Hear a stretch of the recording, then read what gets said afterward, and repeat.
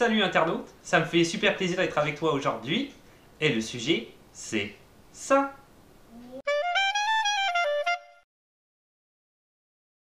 Batman de Matt Reeves, sorti prévu le 25 juin 2021. C'est quand même pas tout de suite. Le titre de ce nouveau Batman, pour le moment, s'appelle The Batman. C'est super original. Euh, L'acteur principal sera Robert Pattinson, ça a été confirmé, donc ça va être lui le nouveau Batman. Et il y aurait des rumeurs comme quoi, en ce moment, Jonah Hill aurait signé pour jouer le personnage de The Riddle, celui, tu sais, qui a un point d'interrogation, je sais pas comment on l'appelle en français, et Jeffrey Wright, qui jouerait aussi une rumeur, hein, le commissaire Gordon.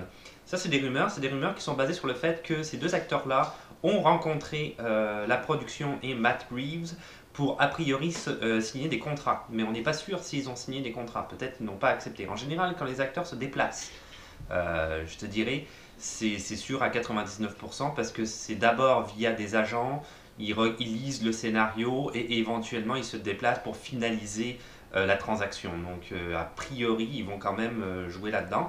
Des fois, c'est arrivé que ça ne s'est pas passé parce que finalement, en se rendant sur place, ils ne se sont pas entendus avec la production sur la manière d'interpréter par exemple le personnage ou sur la manière dont la production allait avoir lieu. C'est souvent ce qu'ils appellent des différents artistiques qui souvent cachent d'autres excuses, je te dirais, mais des fois c'est juste parce qu'ils s'entendent pas avec certaines personnes. Mais bref, parenthèse fermée, a priori c'est ça, Jeffrey Wright et Jonah Hill. Jeffrey Wright, qui d'ailleurs était un acteur que j'aime beaucoup, c'est un des personnages principaux dans la série Westworld, si jamais tu suis cette série-là. Moi j'avais regardé la saison 1, mais pas la saison 2. Je n'aime pas trop la saison 1, mais la saison 1 était super. Bref, Matt Reeves, qui est le réalisateur de ce nouveau Batman. Qui est Matt Reeves? Matt Reeves, en fait, tout simplement, c'est le réalisateur, ça va tout de suite te dire de quoi, de Cloverfield en 2008, production de J.J. Abrams, que tout le monde avait vu et produit par Bad Robots, hein, sa maison de prod, et qui avait un petit peu révélé J.J. Abrams au grand public au niveau du cinéma, puisque lui, il venait de la série télé Alias à la base, mais là, c'était soi-disant le nouveau Spielberg, ou en tout cas ça l'est encore.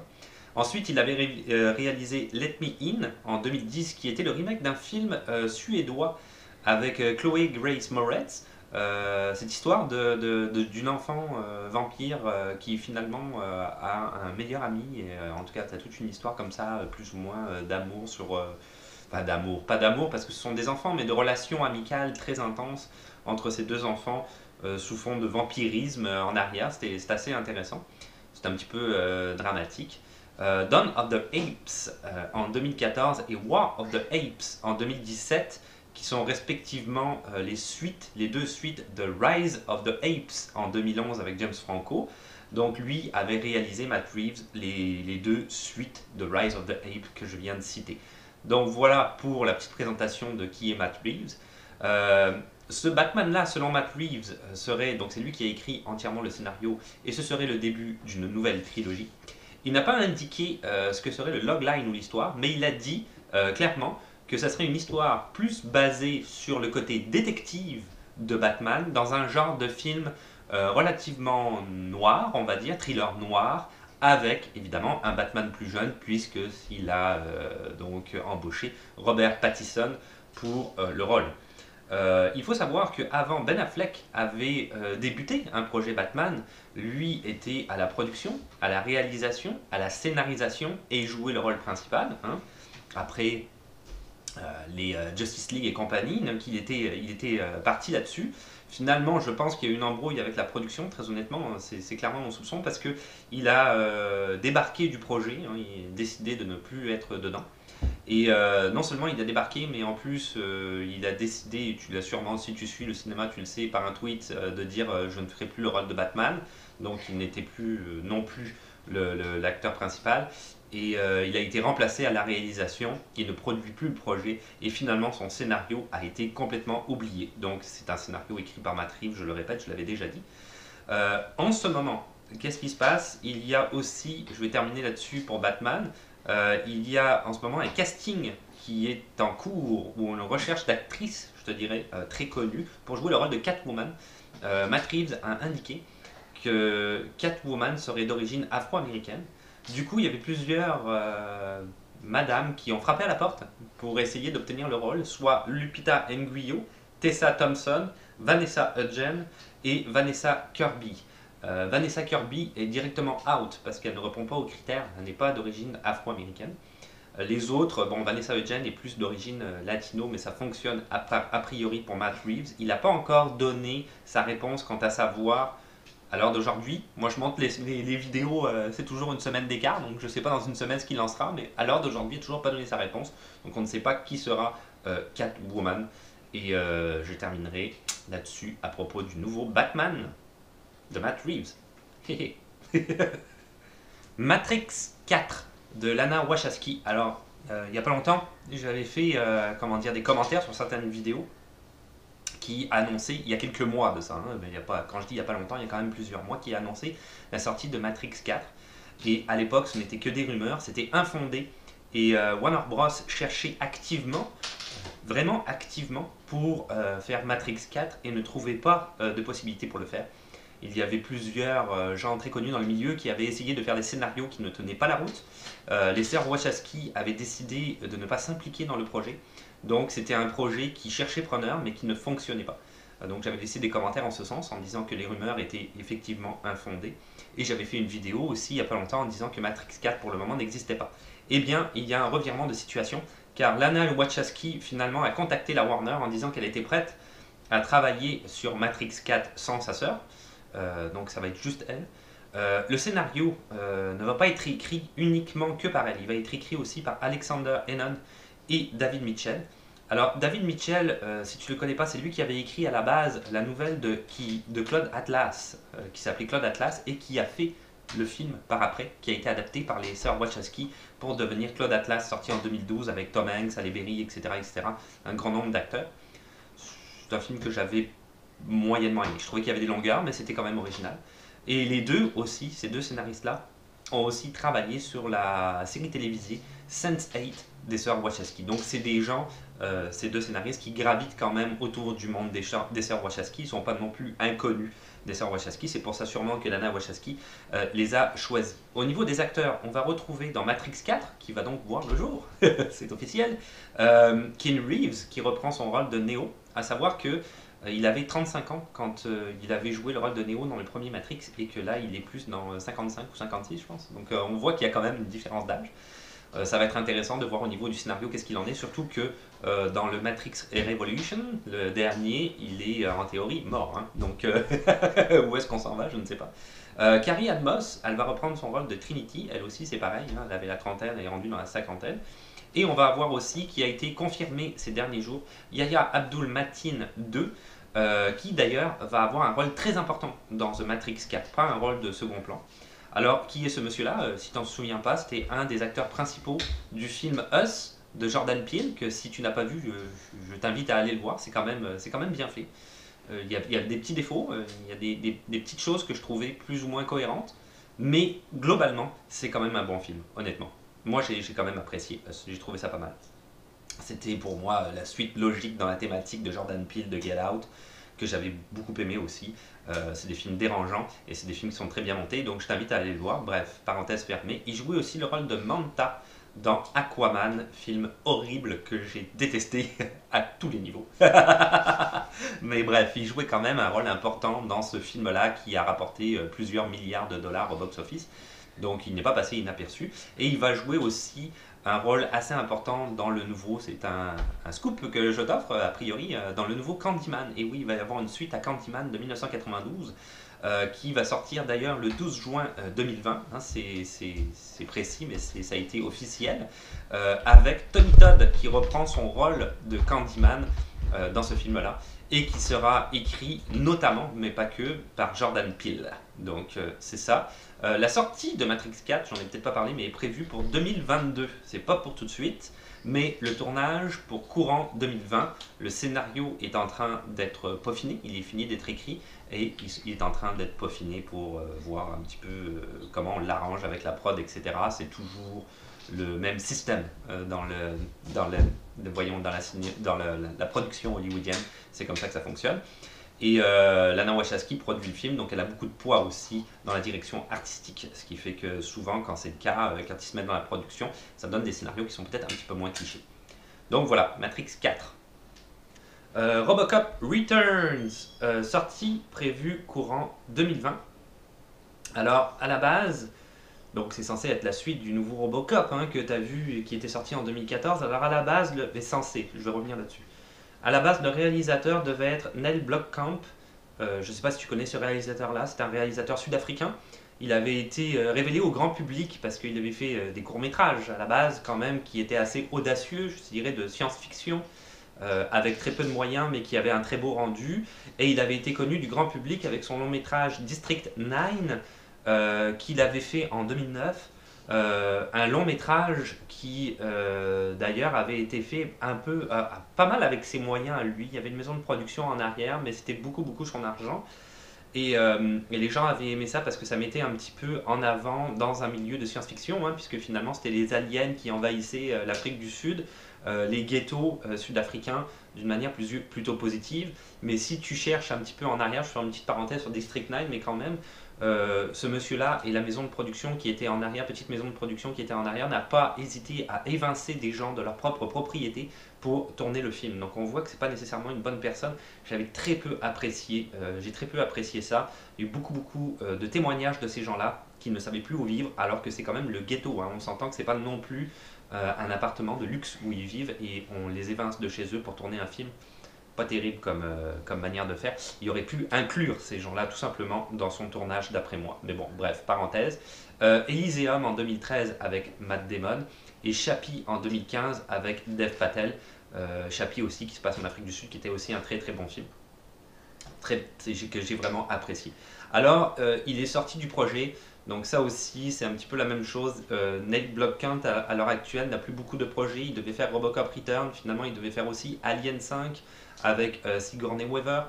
Donc un autre Alien, un autre opus qui finalement a aussi été abandonné. Ça a l'air que ce monsieur-là sort beaucoup des projets. Hein. Les maisons de production n'hésitent pas finalement à ne plus faire affaire avec ce monsieur-là. Donc il a l'air d'avoir quand même pas mal de problèmes, je te dirais. Je sais pas c'est quoi ses problèmes, mais en tout cas d'un point de vue, c'est toujours des différents dits artistiques, mais je l'ai dit en début de vidéo, c'est souvent des excuses. Le film va être produit par la MGM et il sera basé, ça c'est très intéressant, j'arrive plus à parler, désolé. Il va être basé sur un scénario de Edward Neumeyer et Michael Miner qui avait écrit en fait la suite de Robocop de 1987 à l'époque. Suite qui n'a jamais vu le jour. C'est-à-dire qu'il y a eu un Robocop 2, mais ce n'était pas basé sur ce scénario-là. Ce Robocop Returns, qu'on va voir donc très bientôt, lui est basé sur ce scénario-là dont je viens de parler. Très intéressant. Du coup, ce Robocop-là va ignorer d'ailleurs tous les Robocop que tu as pu avoir, c'est-à-dire Robocop 3 et aussi évidemment le Robocop de 2014. Que moi j'avais pas nécessairement détesté. Il y avait des scènes un petit peu longues, comme notamment la scène d'action à la fin était un petit peu, c'était un peu trop gros quoi. Honnêtement, il y en avait trop là. Mais j'avais pas trop détesté ce film, il est quand même regardable. C'est pas un des meilleurs films, c'est pas non plus un film trop horrible, je te dirais, c'est pas un des plus mauvais. C'est un film de José Padilla, je parle de Robocop de 2014 avec Joel Kinnaman, que j'aime beaucoup, c'est un acteur suédois, j'avais vu notamment dans Child 44, il était très bon dans ce film-là, dans Child 44, avec Gary Oldman aussi, qui jouait d'ailleurs aussi dans Child 44, Michael Keaton et Jay Baruchel. Donc voilà, on a déjà hâte de voir qu'est-ce qui va se passer. La MGM a dit pour l'instant, évidemment, il n'y a aucun réalisateur qui est rattaché à ce projet-là, puisque Neil Blomkamp vient d'être mis dehors, je dirais, quelque part, du projet. Donc on ne sait pas trop, mais la MGM a indiqué que de toute façon le film se faisait, que le scénario du coup est élaboré et qu'il n'y a aucun problème. C'est juste un détail pour eux d'aller trouver le réalisateur qu'il faut pour que ça corresponde à leur vue artistique par rapport au scénario choisi. Ceci étant dit, c'est quand même le scénario de la suite directe du Robocop de 87. D'après moi, ça ne peut. C'est les gars qui avaient écrit le premier à la base, hein, donc d'après moi, ça ne peut pas être mauvais. La suite du Paul Verhoeven, pas n'importe quoi. Halloween Kills, sorti le prévu le 16 octobre 2020, qui sera la suite directe de Halloween de 2018, qui lui-même était la suite directe de Halloween de 1978, en ignorant tous les autres opus entre le Halloween de 78 jusqu'à l'Halloween de 2018, c'est-à-dire toutes les suites et aussi les films de Rob Zombie qui avaient été faits plus récemment. J'avais parlé de Halloween 2018 dans la vidéo que j'avais fait, je te le renvoie d'ailleurs si tu veux la regarder, sur John Carpenter, parce que c'était un petit peu l'excuse de refaire une rétrospective de ce réalisateur-là, vu qu'il sortait le nouveau Halloween, qui était soi-disant un des plus grands Halloween qui ait jamais existé, ce sur quoi moi je ne suis pas d'accord, parce qu'à l'époque je ne l'avais pas vu, mais là je l'ai vu et je me suis quand même pas mal ennuyé. Je dois te dire, j'ai rien trouvé d'exceptionnel dans ce film-là, mais c'est mon opinion et chacun a le droit à la sienne. Donc ce Halloween Kills, sera réalisé par David Gordon Green, qui était déjà le réalisateur et scénariste du premier Halloween de 2018, avec notamment Danny McBride, qui revient aussi à la scénarisation. Ils ne seront pas tout seuls, mais ces deux-là sont toujours dans le projet. On va retrouver Jamie Lee Curtis, qui reprend le rôle de Laurie Strode, et Nick Castle, qui est le gars en arrière du masque, qu'on voit tout le temps. Alors il faut dire que Michael Myers, comme dans le Halloween de 2018, sera joué par deux personnes. Donc quand on voit son visage et quand on ne voit pas son visage, c'est Nick Castle. Halloween Kills, c'est le deuxième film d'une trilogie. Ça a été confirmé par la Blumhouse. Ils vont sortir aussi Halloween Ends, qui sera donc le dernier opus, le 15 octobre 2021. Donc on va avoir droit en fait à 3 Halloween, celui de 2018, celui de 2020 et celui de 2021, qui seront des suites du Halloween de 1978 et qui clôtureraient la mythologie de Michael Myers. Donc c'est à voir, Halloween Kills, 16 octobre 2020. Blade Reboot. Oui, il va y avoir un reboot à Blade. Alors, évidemment, je dirais évidemment, je ne sais pas si tu suis un petit peu le milieu du cinéma sur les réseaux sociaux, etc. Mais Wesley Snipes ne reprendra pas le rôle de Blade, ça a été confirmé. Ça va être Mahershala Ali qui va interpréter le rôle de Blade. Donc Mahershala Ali, si tu ne le connais pas, c'est le gars qui a gagné 2 Oscars. Le premier, d'ailleurs pour des rôles de soutien, le premier pour Moonlight, qui est un très très grand film en 2016 que j'ai vu avec ma conjointe, qu'on a beaucoup apprécié. C'est un très très bon film, très bon scénario de Barry Jenkins.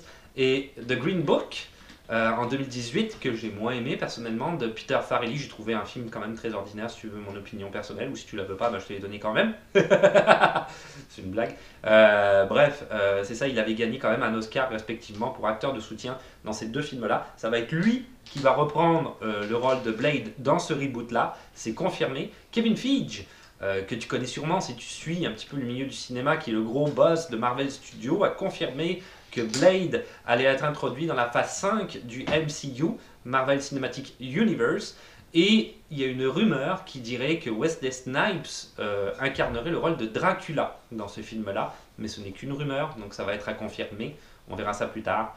Donc voilà, c'est juste le début, mais oui, il va y avoir, c'est confirmé à 100% un Blade reboot. Et c'est Mahershala Ali qui va jouer le rôle de Blade.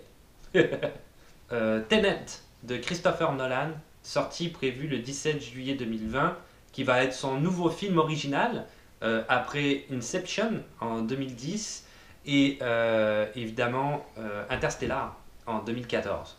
Ce film-là, on va retrouver comme cast, comme acteur, Robert Pattinson, Aaron Taylor Johnson, Kenneth Branagh, Michael Caine et John David Washington qui va jouer le premier rôle pour ce film-là.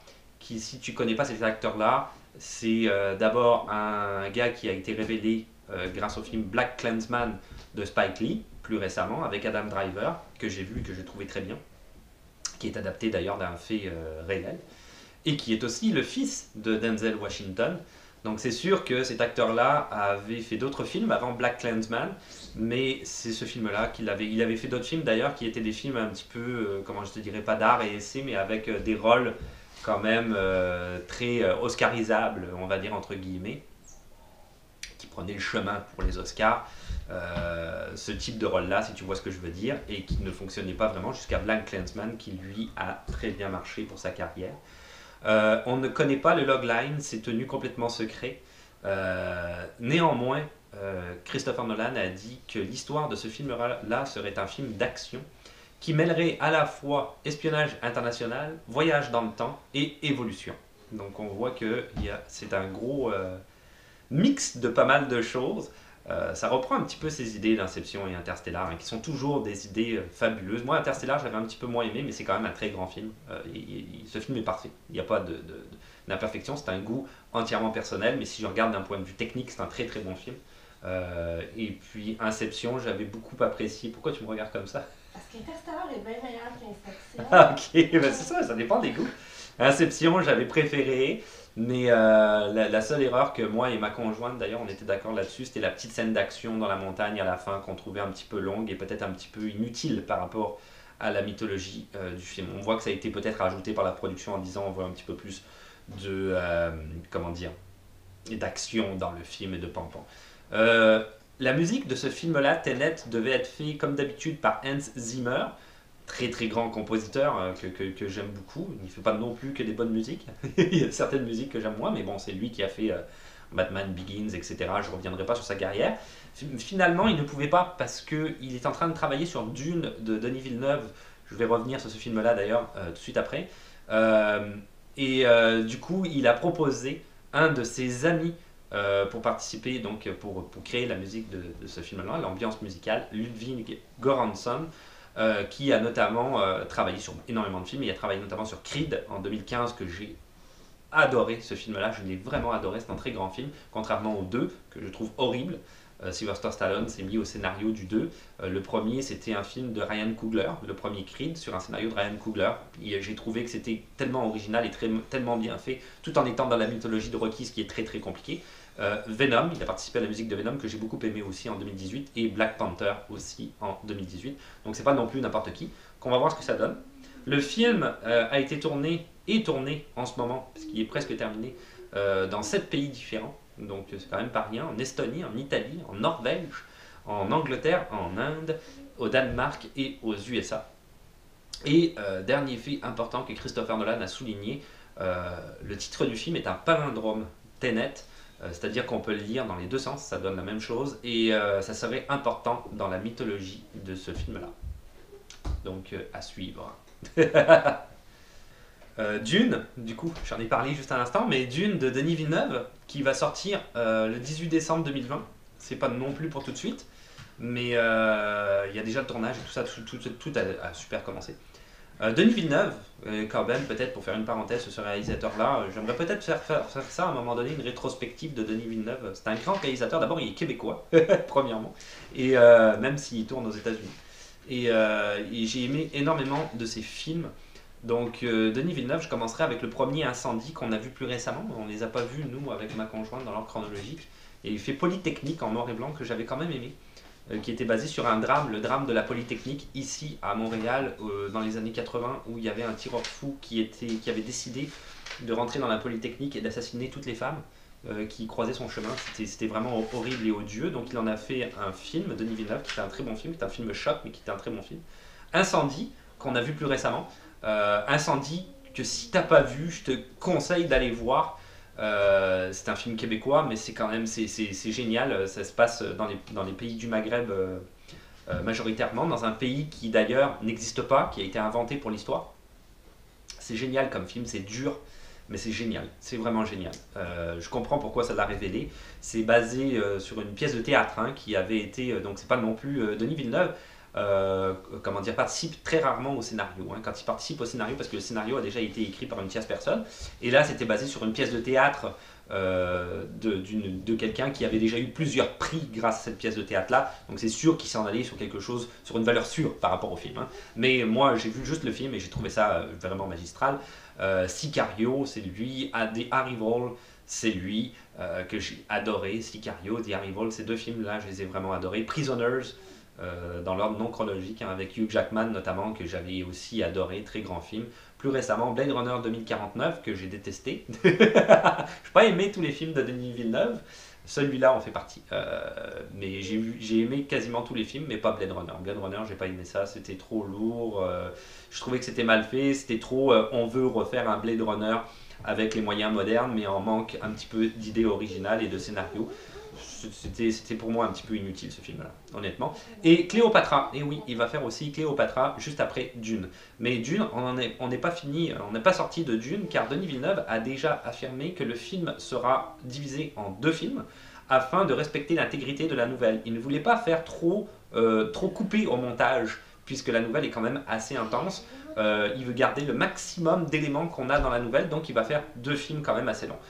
Au niveau des acteurs, on retrouve Zendaya. Alors Zendaya, tu la connais peut-être plus particulièrement dans les nouveaux Spider-Man. C'est elle qui joue MJ dans les nouveaux Spider-Man et qui est aussi une mannequin et ceci et cela. En tout cas, elle chante et compagnie. Bref. C'est beaucoup la mode maintenant, un petit peu comme Tessa Thompson, elle fait ça aussi. Ils font, ces filles-là font plein de choses en même temps. Jason Momoa, ce n'est pas une critique, c'est pas du tout une critique, mais ce que je voulais dire par là, c'est que c'est la mode de s'impliquer dans énormément de choses qui sont artistiques pour faire un petit peu plus parler de toi, surtout au niveau du milieu du cinéma et ailleurs aussi. Jason Momoa, Timothée Chalamet qui va jouer le rôle de Paul Atreides, qui est quand même un des personnages, si tu connais l'univers de Dune, le personnage principal.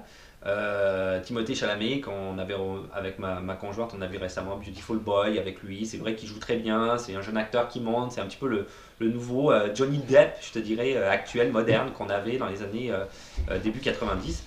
Le gars qu'on va voir un peu partout, quoi. Le gars qui va avoir tous les rôles phares, mais qui est quand même assez jeune. C'est un bon acteur, ceci étant dit, il parle français couramment aussi, c'est quand même à noter. Donc, même s'il est américain, parce qu'il a un père, il me semble, français. Je ne sais plus exactement sa biographie, mais bref. C'est un bon acteur, pourquoi pas. Dave Bautista, Josh Brolin, Stellan Skarsgård, Oscar Isaac, Javier Bardem et Charlotte Rampling feront partie notamment du casting. On s'entend que ce film-là, quand il était dit qu'il allait être fait surtout par Denis Villeneuve, qui est une valeur sûre à l'heure actuelle à Hollywood, tous les acteurs frappaient à la porte. Hein, c'était tous les uns un petit peu après les autres. Ceci dit, je reviens peut-être une parenthèse sur Batman, c'est aussi le cas pour le casting de Catwoman. J'en ai peut-être pas parlé, mais les actrices forcent beaucoup pour pouvoir jouer Catwoman dans ce film-là. Ça a l'air que c'est important pour leur carrière a priori. Selon Denis Villeneuve, ce film-là, Dune, sera en fait l'équivalent d'un Star Wars pour adultes que lui, Denis Villeneuve, aurait aimé voir. Si on revient un petit peu sur cette idée-là de Star Wars pour adultes, c'est parce qu'à la base, George Lucas l'avait même affirmé, quand il a fait le premier Star Wars en 1977, il s'était largement inspiré de la nouvelle de Frank Herbert, c'est quel drôle d'accent, Frank Herbert, pour faire son film Star Wars. Donc, ça tourne en rond, on revient un petit peu toujours au même point quelque part, et là Denis Villeneuve a dit qu'il ferait son Star Wars pour adultes en faisant l'adaptation de Dune, la nouvelle de Dune, sortie prévue le 18 décembre 2020 avec à la musique, j'en ai parlé tout à l'heure avec Tenet, Hans Zimmer. Et voilà, c'est tout pour aujourd'hui. Donc c'était en ce qui concernait ce nouveau Ciné News. Il y avait pas mal de contenu cette fois-ci, je te dirais. Mais j'ai mis tout ce que j'ai cité, c'est quand même du contenu sûr. Comme par exemple, je n'ai pas parlé, mais je peux t'en parler maintenant parce que c'est juste une rumeur. Et ce qui est une rumeur, des fois, ne se finalise pas, je te dirais même, en projet. The Training Days, je ne sais pas si tu avais vu ce film-là en 2001, avec Denzel Washington et Ethan Hawke, de Antoine Fuqua, sur un scénario de David Ayer. Tout ça, c'est de la mémoire. Hein. Donc, c'est ça, il avait été oscarisé à l'époque, Denzel Washington, pour ce rôle dans ce film-là. Il y avait une série télé qui avait été faite avec Bill Paxton en 2017 et qui finalement ne s'était pas concrétisée par la suite parce que, dû au décès de Bill Paxton, dont j'ai pu parler dans la vidéo précédente sur la trilogie Terminator. Bref, une préquelle serait en construction à l'heure actuelle, qui se passerait en 1992, soit, vu que le film se passe en 2001, soit à peu près une dizaine d'années avant, pendant les émeutes de Rodney King, qui est Rodney King, je me souviens de l'affaire de Rodney King, donc pendant les émeutes qui avaient eu lieu à cause de Rodney King. Et j'espère que tu te souviens, si tu te souviens pas, je te renvoie à internet, tu peux faire des recherches là-dessus. Moi je l'avais vécu à l'époque, j'étais né. Scoop. N'importe quoi. Bref, c'est ça, donc ça va se passer là et on va suivre en fait, je me souviens plus du nom, mais le personnage de Denzel Washington dans un petit peu le début de sa carrière. Donc ce serait ça. La boîte de prod veut absolument confirmer ce projet et le faire et le mettre en chantier. Mais pour le moment, ça n'a pas encore nécessairement débuté. Il commence la scénarisation. Est-ce que ça va aboutir? Je ne le sais pas. Donc j'en ai pas parlé dans la vidéo, mais j'en parle quand même dans la conclusion parce que j'aime ça parler des rumeurs aussi quelque part. quelque part, je te dis que j'en parle pas, mais j'en parle. C'est ça qui fait tout le charme du truc. Mais c'est ça, c'est pas sûr. Tu sais, je te le répète, c'est pas sûr. Donc c'est pas une valeur sûre, c'est une rumeur. Une rumeur dans le sens où oui, ça a commencé. Est-ce que ça va aboutir? On ne le sait pas. Des fois, ça arrive souvent, comme par exemple, je sais pas, je pense au Superman de Nicolas Cage de Tim Burton qui a jamais vu le jour en 96. C'est ça, il y a des projets comme ça qui vont très très loin et qu'on ne voit pas par la suite. Donc tout ce dont je t'ai parlé dans cette vidéo là, c'est sûr, on va le voir à 100%. Après, pour le reste, si tu veux laisser des questions, des suggestions ou des commentaires dans les commentaires, hein, comme d'habitude, un petit pouce bleu parce que ça fait toujours plaisir. De ne pas oublier de t'abonner, comme ça on va être plus nombreux et puis en même temps bah, c'est plus facile de savoir quand est-ce qu'une nouvelle vidéo va sortir, bien entendu, je le dis toujours la même chose. Et puis on se dit à la prochaine. Ciao, bye. Né, né, né, né, né.